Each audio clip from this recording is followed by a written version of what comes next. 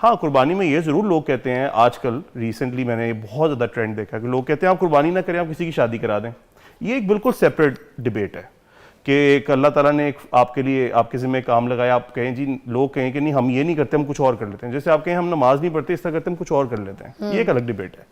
But अगर हम blood के ऊपर स्पेसिफिकली बात करें तो ये फोबिया, ये हमारे साइकोलॉजी के अंदर बड़े अच्छे तरीके से इसको डिस्कस किया जाता है और हमारे माशरे में इसके ऊपर ट्रीटमेंट भी किया जाता है, इसको मैनेज भी किया जाता है, ये ठीक भी हो जाता है। और ठीक कैसे होता है, आप छोटे बच्चे की मिसाल ले लें। जैसे एक बिल्कुल छोटा बच्चा जिसको ब्लड के बारे में कुछ नहीं पता, जब वो पहली दफा ब्लड देखता है, आपके रिएक्शन को नोटिस करता है वो, आपका क्या रिएक्शन है। अगर पेरेंट्स भी डरे हुए हैं, वो भी डरना शुरू हो जाएगा। और अगर पेरेंट्स उसको एक्सप्लेन कर रहे हैं कि why we are doing this, हम ये कर क्यों रहे हैं, तो नेक्स्ट टाइम वो बड़े शौक से खड़ा होकर देखेगा। तो अगर आपने अपनी लॉजिकल रीजनिंग, यानी जो आपके माइंड के पीछे एक थॉट है, उस थॉट प्रोसेस को अच्छे से बिल्ड किया, तो फिर आपको ये कभी नहीं होगा। मगर अब हमारी जो यूथ है, अभी जो नई जनरेशन है, उनमें ज़्यादा, पुराने वक्तों में ऐसे नहीं होता था। मुझे नहीं याद मैंने अपने घर में कभी किसी को ऐसे देखा हो, रिश्तेदारों में देखा। मगर अब आजकल तो हर दूसरा ये बात कर रहा है, चाहे लड़का है या लड़की है, इतने नाजुक हो गए, इतने नाजुक हो गए, कैसी बातें कर रहे हैं। जी जी, देखें जिस माशरे में मैं बड़ा हुआ, मैं भी इसी माशरे में बड़ा हुआ, एक नॉर्मल इंसान हूँ, मिडिल क्लास से हूँ। मेरे पेरेंट्स ने तो सिखाया कि आप छुरी भी खुद फेरें। हाँ, असल में अगर हम इसको कुर्बानी से जोड़ेंगे तो कुर्बानी का बिल्कुल कॉन्सेप्ट फ़र्क है। कुर्बानी में तो अल्लाह ताला ये फरमाते हैं कि आपकी जो सबसे बेहतरीन करीबी चीज़ है, आप उसको कुर्बान करें अल्लाह के लिए। वो इंसान नहीं हो सकता, हाँ। इसलिए अल्लाह ताला ने आपको एक ऑप्शन दिया कि आप एक जानवर ले लें, बिल्कुल, उसको पालें, उससे आप उनसियत डेवलप करें। ऐसे ही जब आपको वो पसंद आ जाए, बहुत करीब आपके रहे, आपके साथ पले बड़े, आप देखें बकरे को और बकरियों को अल्लाह ताला ने हर नबी को ये सिखाया कि वो बकरियां चराए, और उसके साथ आपकी एक डेवलपमेंट हो जाती है, आपकी एक रिलेशनशिप। वो बकरा आपको फॉलो भी करेगा, आपके साथ आपके इंतज़ार करेगा, हैप्पी होगा, अपनी टेल भी हिलाएगा इवन जब आप उसके पास लेके जाएंगे खाना। तो जब आप उसको कुर्बान करते हैं तो एक्चुअल में आप सैक्रिफाइस कर रहे होते हैं अल्लाह के लिए। ये उसकी पीछे रीजनिंग है, लेकिन उसकी रीजनिंग ये नहीं है कि हम असल में उसका खून बहाने के लिए या उसको खाने के लिए कर रहे हैं। अगर आप ये देखें कि पूरी दुनिया के अंदर यूजुअली ईद के अलावा कितनी स्लॉटर किया जाता है, कितने एनिमल्स को, तो आप देखेंगे वो नंबर बहुत ज़्यादा है, बहुत ज़्यादा है। यानी बीफ को अगर आप ये ले लेंगे, अगर बीफ कितना ज़्यादा स्लॉटर किया जाता है, काऊ कितनी ज़्यादा स्लॉटर की जाती है, सबसे बड़ा नंबर इंडिया का है जहाँ पे उसको एज अ गॉड लिया जाता है। सो ब्लड का ताल्लुक, ब्लड हीमोफोबिया का ताल्लुक कुर्बानी से नहीं है। कुर्बानी इज़ अ सेपरेट थिंग। आपको ब्लड से इशू है, वो बिल्कुल आइडेंटिफाई किया जाना चाहिए कि क्यों है, क्यों आपकी ऐसी रीजनिंग डेवलप होगी कि अब आपको इतना खौफ महसूस होता है कि जैसे ही आप ब्लड देखते हैं। नाज़रीन, कुर्बानी का जैसी वो टाइम आता है तो कुछ बच्चे जो हैं फेंट हो जाते हैं, उनको बहुत फोबिया होता है, वो खून नहीं देख सकते। यूथ में आजकल की नस्ल, जो नौजवान नस्ल, उनको तो बहुत ज़्यादा इश्यूज़ हो रहे हैं, ठीक है, तो वो तो बहुत ही कमज़ोर दिल लोग हैं। तो इसका इलाज जो है आज पूछते हैं हसन साहब से। मुझे बताइएगा कि अब इस तरीके के लोगों के लिए जो सिचुएशन है उसको किस तरह से नॉर्मलाइज़ किया जा सकता है, क्योंकि लड़कों ने कुर्बानी तो करवानी है, देखनी है, और अगर लड़कियां भी देख रही हैं तो वो कुर्बानी है, देखें जो अल्लाह की राह में की जा रही है। इसमें फेंट होने वाली कौन सी बात है, उल्टियाँ करने वाली कौन सी बात है, इसका इलाज क्या है? अब देखें, इसका इलाज से पहले आपको ये समझना पड़ेगा होता क्यों है। ये एक इलॉजिकल थॉट है।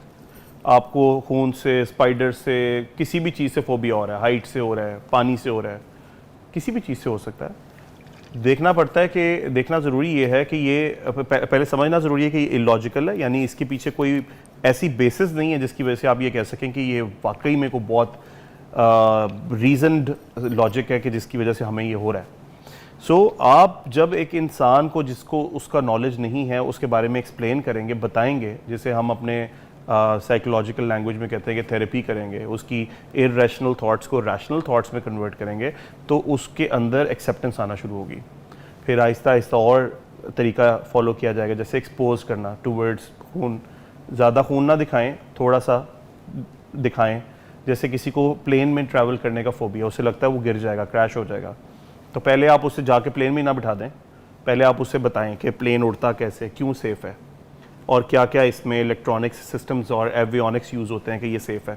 फिर उसे एयरपोर्ट ले जाएं, उड़ता हुआ दिखाएं, आहिस्ता आहिस्ता एक्सपोज करें टूवर्ड्स दैट स्पेसिफिक पोजीशन जहाँ पे उसे फेंटनेस हो रही थी। मैं बताने लगा था कि ब्लड के अंदर जो हीमोफोबिया या ब्लड से फोबिया होता है, इसके अंदर एक स्पेसिफिक जो है वो यूज़ होता है वेसोवेगल रिस्पॉन्स बॉडी का। ये इसमें एकदम ब्लड प्रेशर पहले बहुत ज़्यादा स्पाइक लेता है और फिर एकदम इतना डाउन हो जाता है कि लोग फेंट हो जाते हैं। ये इसका स्पेसिफिक ब्लड की तरफ रिस्पॉन्स है। आप अक्सर लोगों को देखेंगे कि उन्होंने कोई एक्सीडेंट जो है वो विटनेस कर लिया और वो फेंट हो गए। सो मैंने बताया जैसे कि इसकी जो वजूहात है उनमें भी कहीं ना कहीं आपको जाके यही चीज़ मिलेगी। कोई ट्रॉमेटिक एक्सपीरियंस होगा, कोई ना कोई ऐसी चीज़ हुई होगी आपके पास्ट के अंदर, या आपने किसी को देख के ये बिहेवियर अडेप्ट कर लिया है, तो उससे ये जनरेट हो रहा होता है। ये रिस्पॉन्स ऑटोमेटिकली बॉडी जनरेट कर देती है, इसको आपको सोचना नहीं पड़ता। यानी ये जो फोबिया जिन लोगों को है, मैं ये नहीं कह रहा कि वो रियल नहीं है, वो रियल है, वो वाकई उस चीज़ को एक्सपीरियंस करते हैं। और मैं उसकी रीजनिंग बता रहा हूँ कि कैसे एक्सपीरियंस करते हैं, लॉजिकल तरीके से बता रहा हूँ कि ये ऐसे होता है कि ब्लड प्रेशर का स्पाइक होता है and then it goes down to a level जहाँ पे वो फेंट हो जाते हैं। सो इलाज क्या है? इलाज जैसे आपने पूछा, आप सबसे पहले उससे पूछें कि आपको सोच क्या आती है जब आप ब्लड देखते हैं। अच्छा। वो बताएगा कि मुझे ये सोच आती है, या वो बताएगा कि मेरा एक एक्सपीरियंस हुआ था, मैंने एक दफ़ा एक बंदे को देखा था, बहुत बुरे तरीके से एक्सीडेंट हुआ था, तो मुझे बार बार वो सोच आ जाती है। या वो आपको बताएगा कि एक्चुअली ना मैं जब से पैदा हुआ हूँ ना, तब से मैंने अपने पेरेंट्स को ऐसे ही डरते हुए देखा है, या मैंने अपनी मदर को देखा डरते हुए, या मैंने अपनी बहन को देखा वो फेंट हो गई थी तो मुझे भी ऐसे लगता है मैं भी हो जाऊँगा। तो इस तरह की कोई थॉट होगी, सही है। उसको फिर आप जो है ना वो रैशनल तरीके से उसको चेंज करें उस थॉट को, उससे कहें नहीं बिल्कुल ऐसे नहीं होता। और अगर आपकी बहन फेंट हो जाती थी तो उनका भी यही रीजन होगा जो आपका है, कि जैसे आपने देखा उनको, उन्होंने किसी और को देखा होगा। सो आप अगर अपने ब्लड को देखें और आप ब्लड को रियल में देखें, जैसे मुर्गी ज़िबा करते हुए दिखाएं, मतलब ना सीधा बकरे के पास लेके जाएं, जो कि क्योंकि बकरा ये होता है ना कि बकरा तड़प रहा होता है जब आप उसको हिलाल करते हैं, तो आप जो है वो आहिस्ता आहिस्ता एक्सपोज करें टुवर्ड्स ब्लड और इंशाल्लाह ये ठीक हो जाएगा। अच्छा, कुछ लोग तो ऐसे हैं जो बच्चे, वो तो गोश्त उनके आगे रख दो ना कुर्बानी का, तो वो तो देख के वो कहते हैं हमने नहीं खाना, इसकी कुर्बानी हुई थी, इसमें से खून निकला था, हमने नहीं खाना। वो तो गोश्त में ही हाथ लगाते हैं। होता खून की वजह से ही है ना, क्योंकि उन्होंने खून ब्लड देखा होता है। हाँ। इसका सोल्यूशन ये बिल्कुल नहीं है कि आप उसको ब्लड दिखाना ही बंद कर दें। अच्छा। क्योंकि इवेंचुअली तो एक ना एक दिन वो अपना भी तो ब्लड देखेगा ना, हो जाता है आपको कोई ना कोई, इवन वैक्सीनेशन में कभी-कभी निकल आता है, करवाने पड़ जाते बिल्कुल ब्लड टेस्ट करवाना पड़ता है आपको। आगे जाके फिर आपकी आगे से जनरेशन आएगी, तो फिर आप उसको कैसे हैंडल करेंगे? तो आपको अल्लाह ना करे कभी ऐसी जरूरत पड़े कि आपको ब्लड देखना पड़े, लेकिन पड़ जाता है जरूरी। मतलब आप किसी को डोनेट ही करने जा रहे हैं तो आपका ब्लड ऐसा है कि आप मतलब ओ नेगेटिव है, रेयर है, आपने किसी को डोनेट करना आप नहीं करेंगे क्योंकि आपको ब्लड के साथ फोबिया है।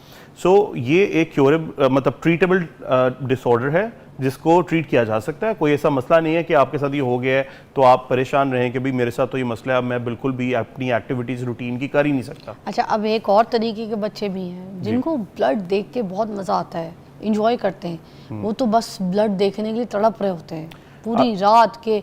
सबसे पहले कुर्बानी के लिए खड़े हुए होते हैं, छुरियां तेज़ हो रही होती है तो देख रहे होते हैं, उनको खून देख के कुछ एक्साइटमेंट हो जाती है। अब ये वाले जो बच्चे हैं, क्या इनके अंदर कोई बेहिसी है? ये किस तरीके से, कोई ये साइकी प्रॉब्लम तो नहीं है? क्योंकि ये थोड़ा सा ओवर रिएक्टिंग चीज़ें हैं जो आम बच्चे में हम लोग देख रहे हैं। ये देखना पड़ेगा कि उनकी सोच क्या है, यानी ये ब्लड के देख के जो एक्साइटमेंट है, ये सोच है क्या पीछे। अगर तो वो ये सोच है कि जी हम कुर्बानी को एंजॉय करेंगे, यानी कुर्बानी एक इवेंट है, हमारे यहाँ पे ईद के तौर पे सेलिब्रेट किया जाता है। जैसे छोटी ईद सेलिब्रेट की जाती है, ईद उल फितर, ऐसे ईद उल अज़हा भी सेलिब्रेट की जाती है। मेरे अपने बच्चे भी पहले को बहुत ज़्यादा एक्साइटेड नहीं थे बकरों को देख के, लेकिन मैंने उसका तरीका ये निकाला कि पहले हम लेकर आते थे एक दिन पहले, अब हम 5-6 दिन पहले ले आते हैं। तो 5-6 दिन पहले लाने से फ़ायदा ये हुआ कि उनकी एक वो देख रहे हैं बकरों को कि वो घर में हैं, वो खुल रहे हैं, वो जा रहे हैं, वो भाग रहे हैं, वो खेल रहे हैं, वो उनको खाना खिला रहे हैं बच्चे, तो उनके अंदर जो है वो एक्सेप्टेंस पैदा हुई। एक्सेप्टेंस पैदा होने के बाद अब वो एक्साइटेड हैं कि अब हम लेने भी जाएंगे, ख़रीदने भी जाएंगे, और फिर वो ज़िबा होंगे, फिर हम उनका मीट भी खाएंगे। अगर आपने अपने बच्चे को ये बताया कि हम ये क्यों कर रहे हैं और इसके पीछे रीजनिंग क्या है, ये क्यों ये इवेंट हुआ, ये इस्लाम में क्यों हुआ, अब हमें क्यों कहा गया ये करने के लिए, तो आप देखेंगे कि बच्चों के अंदर एक्सेप्टेंस बढ़ जाएगी।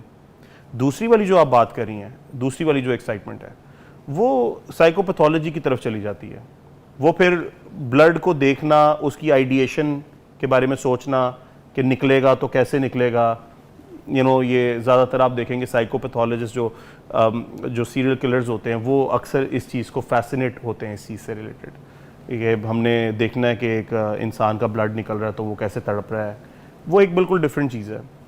लेकिन अगर हम नॉर्मलसी के अंदर और थोड़ा से अब नॉर्मलसी के अंदर बात करें और हम ये कहें कि फ़ोबिया तक ही अगर हम अपनी डिस्कशन को रखें, तो फ़ोबिया के अंदर जो चीज़ें ब्लड से रिलेटेड आती हैं वो यहीं तक महदूद हैं कि आपको फेंटनेस होगी, आप डर जाएंगे, और उसकी रीजनिंग जैसे मैंने आपको बताया कि यहाँ तो वो लर्नड बिहेवियर है, या वो ट्रॉमेटिक एक्सपीरियंस है, या हेरेडिटरी है, चला आ रहा है, और वो ठीक किया जा सकता है, बेहतर किया जा सकता है उसको, कि इवेंचुअली आप अगली ईद के ऊपर जो है ना वो इतनी एक्सेप्टेंस पैदा कर लें कि आप जो है वो आसानी से अपनी जो रिलीजियस एक्टिविटी है उसको आप इंजॉय भी कर सकें और उसको पूरा भी कर सकें। अच्छा, कुछ बच्चों को चोट लग जाए ना, कोई घुटना फट जाए, ब्लड निकल रहा हो, तो उसको सूखने नहीं देते, उसको ज़बरदस्ती ना हाथ मार मार के खून निकालते रहते हैं, इंजॉय करते हैं अपनी ज़ख्म को भी ना, छीलते रहते हैं, हाथ में लग जाए, उंगली में लग जाए, घुटनों में लग जाए, वो उसका ना ब्लड इंजॉय करते हैं। तो ऐसी सूरत में भी क्या हमें माहिर नफ्सियात को दिखाना चाहिए बच्चों को? अगर तो ये एक्सपीरियंस बहुत ज़्यादा इंटेंस हो जाए और इंक्रीज़ कर जाए, इसकी इंटेंसिटी भी और इसकी अकरेंस भी इंक्रीज़ कर जाए, फिर जैसे मैं आपको एक मिसाल देता हूँ, आपने कभी तंबाकू वाला पान खाते हुए लोगों को देखा है? तो वो तंबाकू वाले पान में जो चूना डलता है उससे ज़ुबान कट जाती है।